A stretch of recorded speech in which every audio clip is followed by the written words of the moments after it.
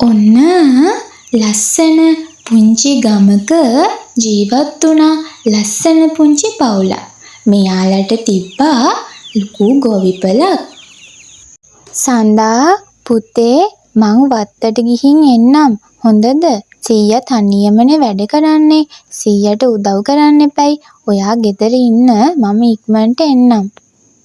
මේ පුංචි පවුලේ ජීවත් වුණේ සඳයි, සඳාගේ අම්මයි, සඳාගේ සීයයි විතරයි. සඳාගේ තාත්තා සඳා ඉපදෙනකොටම නැති වෙලා. සඳාගේ තාත්තා නැති වුණ දවසේ ඉඳන්ම සඳාගේ සීයයි, සඳාගේ අම්මයි ජීවත් වෙන්න ගොඩාක් දුක් විඳා.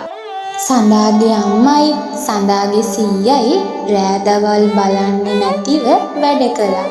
මේ අය ගොඩක් මහන්සි වෙලා වැඩ කරපු නිසා ගොවිපල ගොඩාක් ඉක්මනින්ම දියුණු කරගන්න පුළුවන් වුණා. වෙනදාට වඩා ගොඩාක් කිරි හම්බුණා. මෙයාලා සත්තුන්ටත් ගොඩාක් ආදරය කළා. සඳාලා මෙහෙම දවසින් දවස දියුණු වෙනකොට ගමේ අයට නම් බලන්න බැරි වුණා. කමලා කොහෙද මේ යන්නේ? බරටම උත්සගෙන දැන් හරියට සරුයි නේද උඹලට? ඉස්සර නම් කොහොමද හිටියේ උඹලා? අනේ නෑ අක්කේ, ගෙදර හරියේ උයන්න කිසිම දෙයක් තිබ්බේ නෑ. මම ඒකයි මේ උදේම අද කඩේට ගියේ බඩු ටිකක් ගේන්න. මම යන්නම් අක්කේ, කෙල්ල බඩගින්නේ හිටියේ. ඔන්න ඉතින් කමලා එහෙම කියලා ඉක්මනින් ගෙදර ගියා. මහත්තයා මට කමලාව හම්බුණා.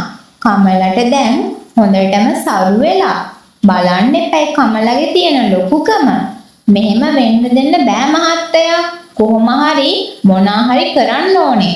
ඔයාට තේරුණාද? නැත්තම් අනේ මගේ නෝනේ, ඔයා පොඩ්ඩක් සංසුන් වෙන්නකෝ. මම කරන්නම් වැඩේ ගානට. කවුරුත් මේ ගමේ අපට වඩා උඩින් යන්නේ නෑ.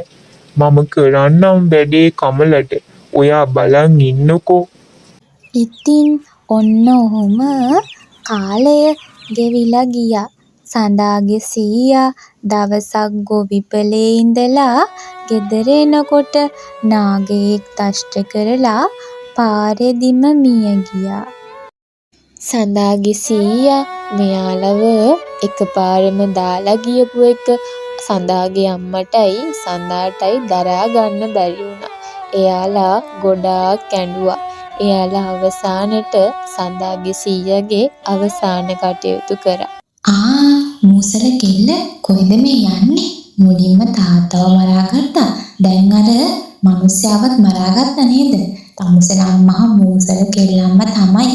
අනේ නැන්දේ, ඔයා මට ඇයි මේ බොරුවට බනින්නේ? අනික තාත්තා නැති උනේ මම නිසා නෙවෙයිනේ. ඇයි මට මෙහෙම දේවල් කියන්නේ ඔයා?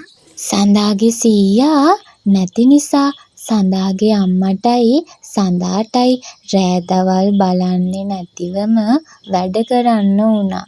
එයාලා ගොඩක් මහන්සි වෙලා වැඩ කළා. සඳාගේ සීයා නැති අඩුව මෙයාලට හොඳටම දැනුණා. සඳා ගෙදර ඇවිල්ලා හොඳටම ඇඬුවා. දුවේ සඳා, ඇයි ඔයා මේ අඬන්නේ දුවේ? කවුරු හරි ඔයාට මොනා හරි කිව්වද? මට කියන්නකෝ. ඇයි මේ අඬන්නේ ඔයා?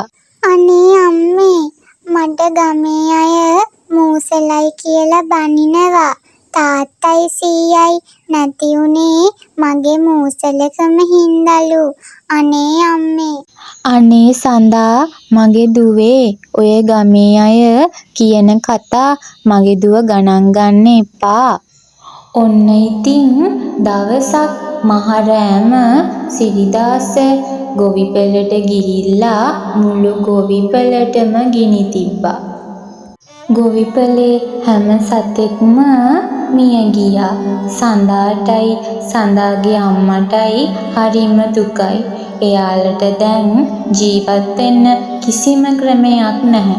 එයාලා හොඳටම ඇඬුවා. සඳා මගේ දුවේ, අම්මා වත්තට ගිහිල්ලා දර පොඩ්ඩක් අරගෙන එන්නම්. මගේ දුව ගෙදරට වෙලා පරිස්සමට ඉන්නකෝ. හොඳද? මම ඉක්මනින් එන්නම්. අනේ අම්මේ මාත් එන්නම්කෝ අම්මත් එක්ක යන්න. අම්මට උදව් කරන්න. ඉන්නද? දුවට බෑ කැලේ යන්න. දුව ගෙදරට වෙලා ඉන්නකෝ. මම ඉක්මනින් එන්නම්. ඔන්න ඉතින් සඳාගේ අම්මා කැලේට ගිහිල්ලා දර හොයන් එන අතරමඟදී සඳාගේ අම්මටත් නාගයෙක් දෂ්ට කරලා සඳාගේ අම්මත් කැලේ දිම මිය ගියා. අනේ අම්මේ මට දැන් කවුරුත් නෑනේ. මාව දාලා ගියේ ඇයි අම්මේ? අසරණ සඳා හොඳටම ඇඬුවා. එයාට දැන් කවුරුත් නැති නිසා. මේ මූසල කෙල්ලව ගමෙන් අයින් කරන්න ඕනේ. නැත්තම් තව මේ ගමේ කවුරු මැරෙයිද දන්නේ නැහැ. මේ මූසල කෙල්ල හින්දා. ගමේ අය සේරම එකතු වෙලා සඳාට බැන්නා. සඳා මූසලයි කියලා. සඳා ගමෙන් යන්න ගියා. සඳාට වෙන කරන්න දෙයක් තිබුණේ නැහැනේ. සඳා හිටියේ ගොඩක්ම බඩගින්නේ. එයා කෑම ඉල්ලන් ගෙයක් ගානේ ගියා. අනේ නන්දේ බත් පොඩ්ඩක් දෙන්න පුළුවන්ද? දවස් ගානකින්ම කාලා නෑ මම. අනේ මට හරියම බඩගිනි. අනේ මේ මූසල කෙල්ල ඵලයන් යන්න මෙතනින්. දෙනවා බත් මම. ඔන්න ඔහොම සඳා කෑම ඉල්ලගෙන ගෙයක් ගානේ ගියා. හැබැයි කිසිම ගෙදරකින් සඳාට කෑමට කියලා මුකුත්ම දුන්නේ නැහැ. එයාලා බැනලා එලවගත්තා. සඳා බඩගින්නෙම ගහක් ගාවට වෙලා නිදාගත්තා. අනේ අම්මේ මට හරිම බඩගිනි. දවස් ගානකින් කෑම නැහැනේ. කවුරුත් මට කන්න කියලා මුකුත්ම නෑනේ දෙන්නේ. ඔන්න දවසක් අපේ හනුමා අහසින් යනකොට සඳාගේ මේ කතාව ඇහෙනවා. එයා බලනවා කවුද මේ පුංචි කෙල්ල කියලා. එයා ළඟට ඇවිත් බලනකොට හරිම අසරණ ගෑනු ළමෙක්. එයා කියනවා මේ කෙල්ල හිතන හැමදේම ඉෂ්ට වෙන්න ඕනේ කියලා. එයා එහෙම කියලා යනවා. අනේ මේ අඹ ගහේවත් නෑනේ එක ගෙඩියක්වත් මට කන්න කියලා. ඔන්න ඉතින් සඳා එහෙම කියනකොටම එයා ළඟ තිබ්බ අඹ ගහේ ගෙඩි ගොඩාක් හැදුනා. දැන් අඹ ගහ අඹ වලින් පිරීලා. අනේ දෙවියනේ මේ මොන පුදුමයක්ද? මේ අඹ ගහේ එකපාරම කොහොමද අඹ හැදුනේ?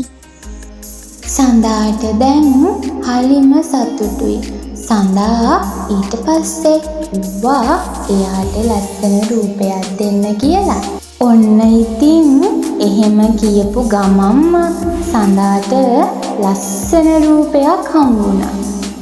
සඳාට ගොඩාක් සතුටුයි. සඳා අවසානට තීරණය කරා මේ අඹ වලින් ප්‍රයෝජනයක් ගන්න. එයා රසම රස අඹ ජූස් තියෙන අඹ කඩයක් හැදුවා.